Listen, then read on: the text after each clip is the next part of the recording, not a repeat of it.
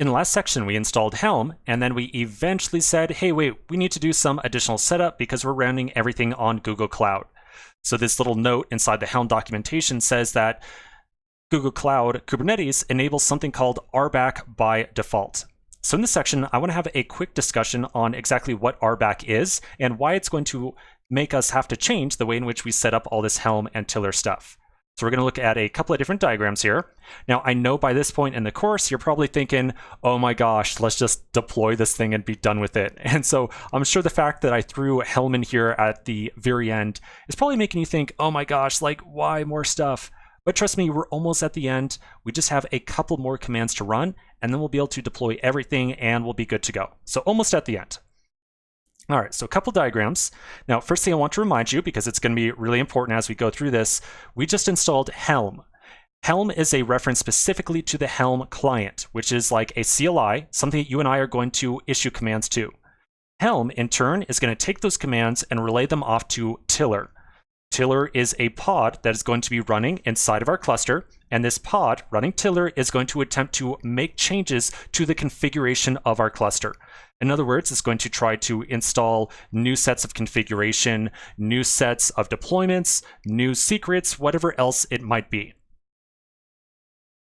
All right, so with that in mind, I now want to tell you a little bit more about RBAC. So RBAC stands for Role-Based Access Control. The purpose of RBAC is to limit who can access what different types of resources inside of a Kubernetes cluster. Inside of our local development environment of Minikube, the RBAC system was not enabled by default. So in our local environment, essentially you and I or any pod could access the cluster directly and arbitrarily change configuration. In other words, we could create a pod inside of our cluster locally, the local cluster, that tried to access the Kubernetes cluster and arbitrarily create new sets of pods or new deployments or new secrets, or delete stuff if it wanted to. Now, as you might imagine, in a production environment, we generally like to kind of lock things down and make sure that unauthorized users or programs do not have the ability to change the configuration of our cluster. So the RBAC system is all about making sure that we have the ability to limit who can do what inside of our cluster. Now, like I said, locally with Minikube, RBAC is not enabled. Google Cloud enables RBAC by default. So in production, we have to deal with this security system. Now, the obvious thing that I want to point out here is that, as I just said, the purpose of Tiller is to attempt to modify the configuration of our cluster. That definitely sounds like something that might go against this role-based access control. Tiller wants to make changes to our cluster. It wants to create things, delete things, modify things. And so we need to make sure that Tiller has the correct set of permissions so that it can actually make all these different changes. And so when you go back over, if you still have the Helm documentation up here and you see Tiller and role-based access control for more information, that article right there is essentially going to say, yeah, we need to make sure that Tiller has the ability to make all these different changes. All right, now that's just the RBAC system. The RBAC system has a lot of intricacies to it, so I want to go a little bit deeper in and give you just a little bit more context so that you're going to eventually be able to understand the different commands that you and I are going to run to allow Tiller to make changes to our cluster. So a couple pieces of terminology here. So this is really two sets of definitions, 1, 2, and 3, and 4. And the first thing I want to talk about is user accounts. Whenever you and I, as human beings, access our Kubernetes cluster, we are making use of the kubectl command to essentially change settings inside of our cluster. And as you can probably guess, if you and I wanted to right now on our Google Cloud dashboard or the Cloud Shell right here, we could do something like kubectl create pod, blah, blah, blah, whatever we want to do. And we're probably not going to see any type of warning or security error saying, hey, you're not allowed to do that. So you and I, as users, have the ability to easily log in and access kubectl and make changes to the state of our cluster. Now, we are able to do that because of our user account. The user account is something that identifies us as a human, a person, administering our cluster.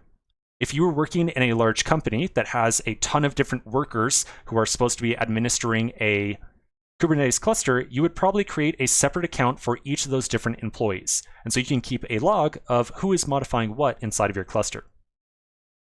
Now, in a very similar fashion, a service account is going to identify a pod or a program inside of your cluster. So whereas a user account belongs to a person, a service account belongs to a pod or some type of process running in the cluster. Now, the important thing to understand here is that a user account and a service account alone does not allow a user or a pod to make changes to a cluster. These accounts simply identify a person in the same way that your Google account just like, say, identifies you as a person.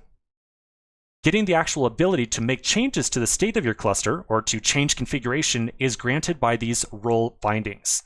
So the role bindings are all about authorization. A role binding allows you to actually do something. We create role bindings and then we assign them to either a user account or a service account. So a user account or a service account identifies you. It is only a role binding that gives you the ability to do something. Now there's two types of role bindings, a cluster role binding and a role binding. Both of them will allow you to have an authorized set of actions that you can make inside of your cluster. The only difference between them is that a cluster allows you to make changes across the entire cluster. So everything inside the entire cluster, you can make changes to through the use of a cluster role binding. A role binding, on the other hand, is only going to allow you to do a certain set of actions in a single namespace. Now, we haven't spoken about namespaces too much inside this course, but as you might be able to guess by the name and the little bit that we have discussed about them, whenever you create a cluster, we'll do a command right now, kubectl get namespaces, some number of namespaces get created for you automatically. So by default, we always get default, kubepublic, and kubesystem. Kubesystem contains a bunch of different Kubernetes objects that make your entire cluster work the way you expect. So kubesystem is essentially kind of an administration level that makes sure that everything is doing what it's supposed to be doing. If you want to, you can isolate different sets of resources into different namespaces.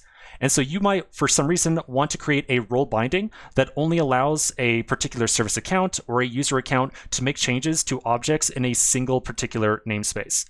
That's very much outside the realm of what you and I are doing by a huge degree. I just wanted you to know that that does exist. So for you and I, we want to make sure that this tiller thing has the ability to make changes across the entire cluster, and it needs to be able to have those permissions assigned to some pod, essentially, or program inside of our cluster. So as you might guess, we need to create a service account, and we need to create a cluster role binding, and then tie that cluster role binding to that service account. We'll then assign the service account to that tiller pod. So that tiller has the ability to change anything that it wants to across our entire cluster. Now, if you had big concerns around security, you could definitely change this up. You could definitely create a service account and assign it to tiller, but then instead assign it a role binding so that maybe tiller is only able to make changes to a very specific namespace. But for you and I, we want to allow tiller to do anything it wants, so we're going to give it a cluster role binding that says essentially, here you go, do whatever you want across the entire cluster. Okay, so with that in mind, let's take a quick pause right here. When we come back to the next section, we're going to run two commands that are going to create the service account and our cluster role binding. So quick pause, and I'll see you in just a minute.